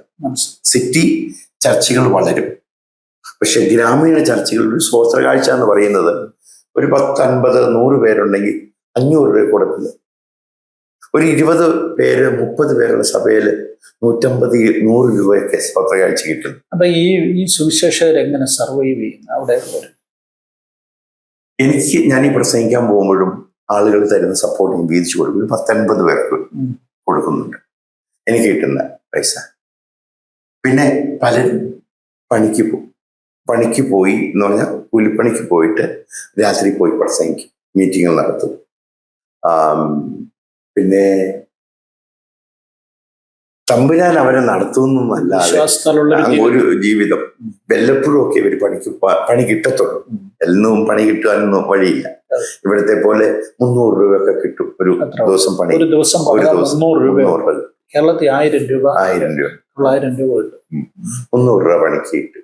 അപ്പം അത് ഇങ്ങനത്തെ ഈ ചോളവും എന്തെങ്കിലുമൊക്കെ ഉണ്ടാക്കി കഴിക്കും. അങ്ങനെ അവര് സുശേഷ വേല ചെയ്യും ഈ ഉൾഗ്രാമങ്ങളിലേക്ക്. ഞാൻ കൂടുതലും ലക്ഷ്യമിടുന്നത് സുശേഷം എത്തിയിട്ടില്ലാത്ത ഗ്രാമങ്ങളിലേക്ക്, വനപ്രദേശങ്ങളിലേക്ക്. ഓക്കെ പാസ്റ്റർ, ഇത്രത്തോളം സമയം സംസാരിക്കാൻ സാധിച്ചതിൽ ഒത്തിരി സന്തോഷമുണ്ട്. ഒരു കേരളത്തിൽ നിന്ന് പോയി ആന്ധ്രാപ്രദേശിൽ അല്ലെങ്കിൽ തെലുങ്കാനാട്ടില് ഗ്രാമങ്ങളിൽ കർത്താവിന്റെ വേല ചെയ്യുന്നു എന്ന് പറയുന്നത് വലിയ കാര്യം. കുടുംബത്തെ കുറിച്ചൊന്നും പറഞ്ഞില്ല. കുടുംബം ഭാര്യ ജെസ്സി ഭർത്താവ് കുടുംബത്തിൽ നിന്ന് രക്ഷിക്കപ്പെട്ട് വളരെ സമർപ്പണത്തോടെ എൻ്റെ കൂടെ വേല ചെയ്യുന്നു. എന്ന് പറഞ്ഞാൽ ഒരിക്കലും ഒരു പരാതി പറയാതെ ഈ വേദനയിലും പട്ടിണിയിലും. ചിലപ്പോൾ ഞാൻ ഈ കുഞ്ഞുങ്ങളെ ഇട്ടിട്ട് ഒരാഴ്ചത്തേക്ക് ഗ്രാമത്തിലേക്ക് പോകുമ്പോഴും ഒരിക്കലും പരാതി പറഞ്ഞിട്ടില്ല. ഇല്ല, എവിടെ കുടുംബമായിട്ട് പോയി കിടന്നാൽ ചില സമയത്തൊക്കെ ഞങ്ങൾ യാത്രയിൽ ഗ്യാസൊക്കെ ആയിട്ട് പോകും. ഈ മരത്തിന്റെ ചോട്ടിൽ കഞ്ഞി വെച്ച് കുടിക്കും, അവിടെ പ്രവർത്തിക്കും. ഇപ്പോഴൊന്നും ഒരു പരാതി പറയാതെ ദൈവത്തിന് വേണ്ടി സമർപ്പിക്കപ്പെട്ട ഒരു പെൺകുട്ടിയെ ദൈവം തന്നു. അതൊരു ഭാഗ്യമാണ്. മൂത്ത മോൻ പഠിച്ച് ഇപ്പം ഓസ്ട്രേലിയയിൽ അധ്യാപകനായിട്ട് പഠിപ്പിക്കുന്നു. രണ്ടാമത്തെ മോൻ ചെന്നൈയിൽ നിന്ന് അവൻ PG കഴിഞ്ഞപ്പോൾ ഞാൻ പറഞ്ഞു, മോനെ എൻ്റെ ആഗ്രഹം വേല ചെയ്യണമെന്ന്. അപ്പം അവനും ചെന്നൈയിൽ നിന്നുകൊണ്ട് യൗവനക്കാരിൽ ശക്തമായിട്ട് പ്രവർത്തിക്കുന്നുണ്ട്. മൂന്നാമത്തെ മോൻ ഡെഹ്റാഡൂണിൽ പഠിച്ചു. അവനും കർത്താവിന്റെ വേലയ്ക്ക് വേണ്ടി സമർപ്പിച്ചു. 3 മക്കൾ. ഓക്കെ പാസ്റ്റർ ബിജു എബ്രഹാം, അദ്ദേഹത്തിന്റെ ജീവിതാനുഭവങ്ങളാണ് നമ്മൾ കേട്ടുകൊണ്ടിരുന്നത്. തെലുങ്കാനയിൽ വാറങ്കൽ കേന്ദ്രമാക്കി അദ്ദേഹം പ്രവർത്തിക്കുന്നു. അദ്ദേഹത്തിന്റെ കീഴിൽ നിരവധി ഗ്രാമീണ സഭകളുണ്ട്. വളരെ വെല്ലുവിളികൾ നിറഞ്ഞ ഒരു മേഖലയിൽ അദ്ദേഹം കർത്താവിന്റെ വേലയിലായിരിക്കുന്നു. ഈ ദൈവദാസൻ ദൈവം അദ്ദേഹത്തിന് കൊടുത്ത ദർശനപ്രകാരം ഗ്രാമങ്ങളിൽ സുവിശേഷം അറിയിക്കുന്നു. പ്രത്യേകിച്ച് ആ ഗ്രാമങ്ങൾ ഒരു കാലത്ത് നക്സലിസത്തിന്റെ പിടിയിലായിരുന്ന ഗ്രാമങ്ങളായിരുന്നു. അങ്ങനെ തകർന്ന അവസ്ഥയിൽ ഉണ്ടായിരുന്ന ഗ്രാമങ്ങളിൽ സുവിശേഷം എത്തിക്കഴിഞ്ഞപ്പോൾ ആ ഗ്രാമങ്ങളുടെ അവസ്ഥയ്ക്ക് മാറ്റമുണ്ടായി. അവിടെ സുവിശേഷത്താൽ പിടിക്കപ്പെട്ട, സുവിശേഷം കേട്ട് യേശുവിനെ രക്ഷിതാവായി സ്വീകരിച്ച് മുന്നോട്ട് വന്ന ജനങ്ങളുടെ ജീവിത സാഹചര്യങ്ങൾക്ക് വ്യത്യാസമുണ്ടായി. ആ സമൂഹത്തിന് തന്നെ സമൂലമായ മാറ്റം ഉണ്ടാകത്തക്ക നിലയിൽ നക്സലിസത്തിൽ നിന്ന് ആ ദേശം വിടുതൽ പ്രാപിച്ചിരിക്കുന്നു. വലിയ അത്ഭുതകരമായ മാറ്റമാണ് ആ പ്രദേശത്ത് സുവിശേഷം വരുത്തിയിരിക്കുന്നത്. അദ്ദേഹവും ഭാര്യ ജെസ്സിയും 3 മക്കളും അടങ്ങുന്ന കുടുംബം കർത്താവിന് വേണ്ടി പ്രയോജനപ്പെട്ടുകൊണ്ടിരിക്കുന്നു. അവരുടെ ജീവിതത്തെ, അവരുടെ ശുശ്രൂഷകളെ നിങ്ങളുടെ പ്രാർത്ഥനകളിൽ ഓർക്കുക. അവർ ചെയ്യുന്ന പ്രവൃത്തി ആയിരങ്ങൾക്ക് വീണ്ടും ആശ്വാസത്തിനും അനുഗ്രഹത്തിനും കാരണമായി തീരട്ടെ. നമുക്ക് ആ കുടുംബത്തെ വീണ്ടും പ്രാർത്ഥനയിൽ ഓർക്കാം. Thank you.